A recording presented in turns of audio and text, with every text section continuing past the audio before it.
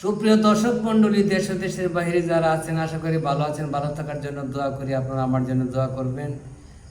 আজকে যে টপিকটি আলোচনা করব সেটা আগেরটাই, নবীজির দুরূদ পড়া যাবে না।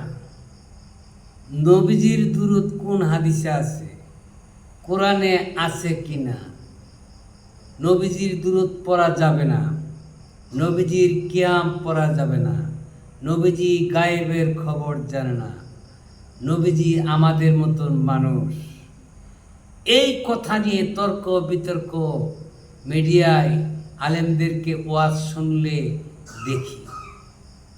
সচরাচর দিয়ে একটা আলেম বাইরে, তারা আহলে সুন্নাত ওয়াল জামাতের কথা বলে, তারা নবীকে অনেক বড় করে ধরে তোলে।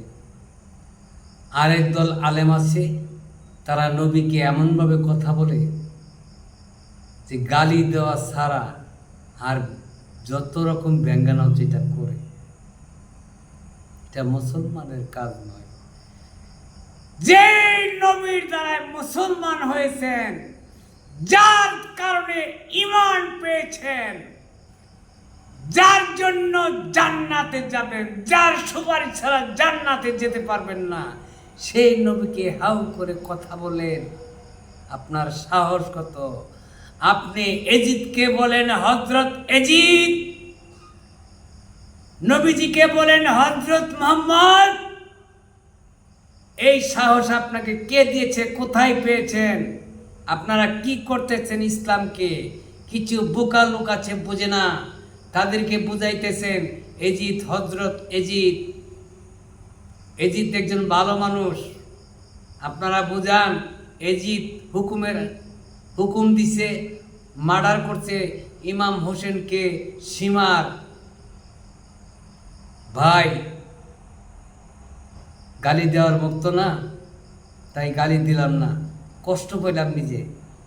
এজিদকে হযরত এজিদ বলেন, যে ইমামের বংশ হাসরের মাঠে দাঁড়িয়ে আল্লাহর নবীর সাথে দাঁড়িয়ে সুপারিশ করবেন উম্মতের জন্য, মুসলমানদের জন্য, জান্নাতে যাওয়ার জন্য।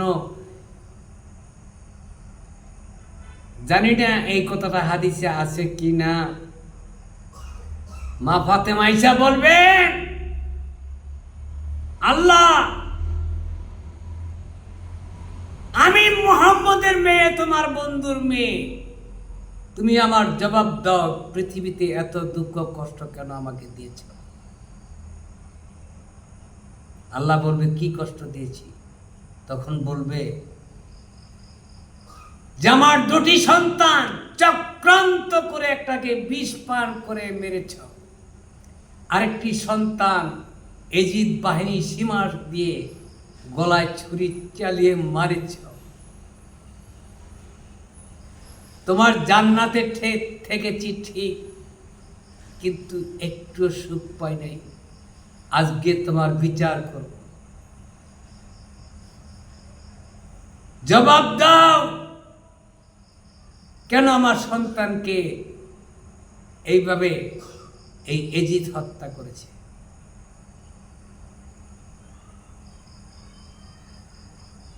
আর সেদিন আল্লাহ বলবে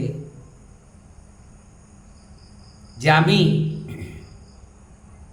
পৃথিবীতে কিছু নামধারী মানুষ আছে, তারা ইসলামের নাম দিয়ে পুরো ধরনের শয়তানি করে। আমি একটা শয়তানকে মাপলাম, আর শয়তানের একটা ইতিহাস ধরে তুললাম পৃথিবীতে, যেন এই ইতিহাস সারা জনম থাকে, কিয়ামতের আগ পর্যন্ত এজিদ আর হোসেনের ইতিহাস থাকবে। এখান থেকে মানুষে ঈমান গ্রহণ করবে। এই জন্য আমি এটা করেছি। মা ফাতেমাকে বলবে, আজকে জান্নাতের সর্দার হবে ইমাম হাসান হোসেন, তুমি হবে যারা জান্নাতি মহিলা তাদের সর্দার।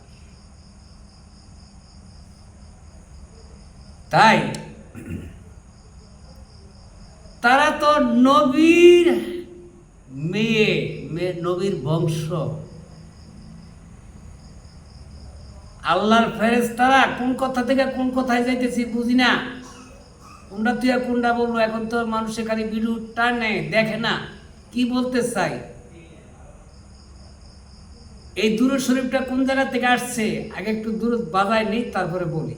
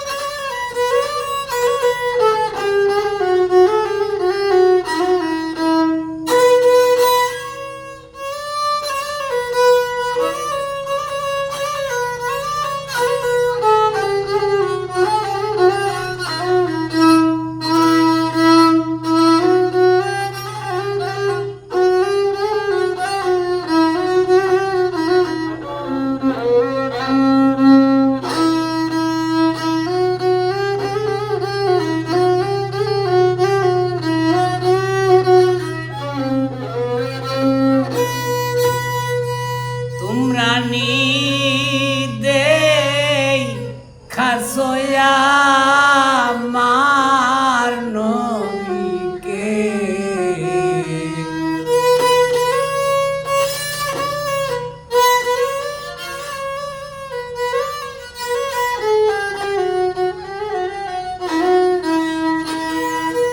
তোমরা খাসো আমার দয়াল নবীকে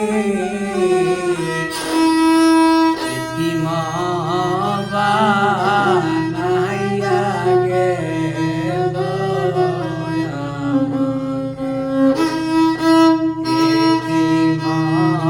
বানাইয়া গেল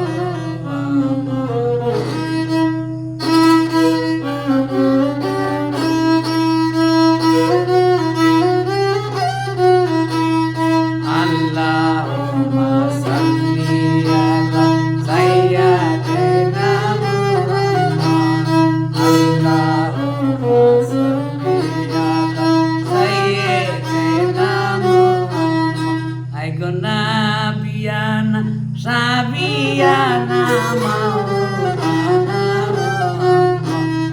Nabiana Sabiana Maulana Muhammad Allahumma salli ala Sayyidina Muhammad Nabiana Sabiana Maulana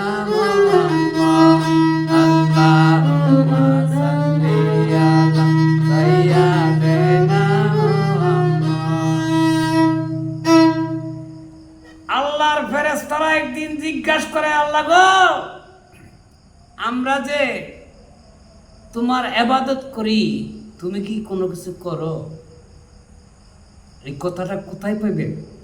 সূরা মৌ আছে না, এই মৌ সূরার মধ্যে আল্লাহ বলছে 35-37 নম্বর আয়াতের মধ্যে।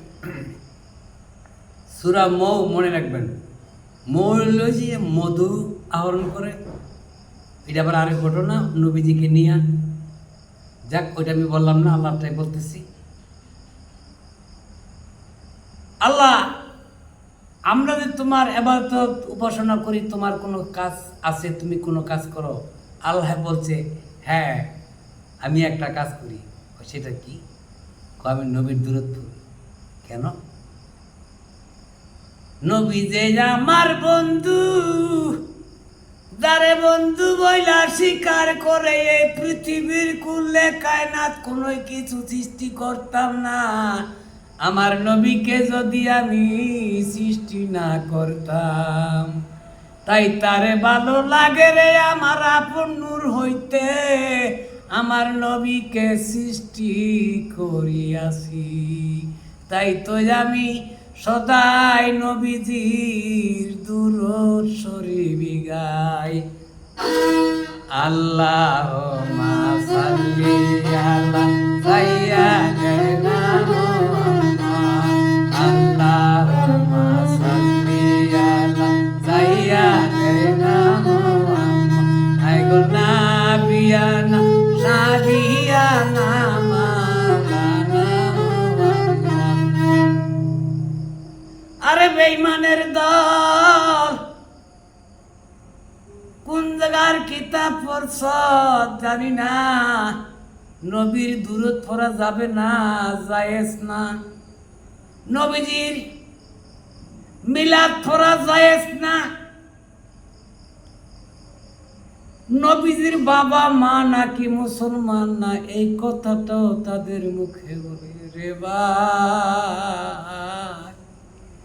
বড় কষ্ট লাগে, রইলাম কোন দুনিয়ায়। আল্লাহুম্মা সাল্লি আলা সাইয়্যিদিনা মাওলানা মুহাম্মদ, ওয়া আলা আলি সাইয়্যিদিনা মাওলানা মুহাম্মদ। ভাই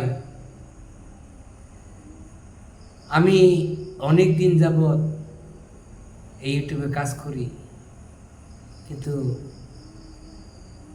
এটা আপনারা দেখেন, সাবস্ক্রাইব করেন আর না করেন সেটা আপনাদের ব্যাপার। আমার নবী ছাড়াই আমার কাছে কোনো কিছু ভালো লাগে না। যদি একবার দয়াল নবীরে পাইতাম রে, এই জীবনে না সারিতাম, পরাণ বইরা খালি তারে দেখিতাম। আল্লাহুম্মা সাল্লি আলা সাইয়্যিদিনা মাওলানা মুহাম্মদ। ভিডিওটা টানি না দেখে।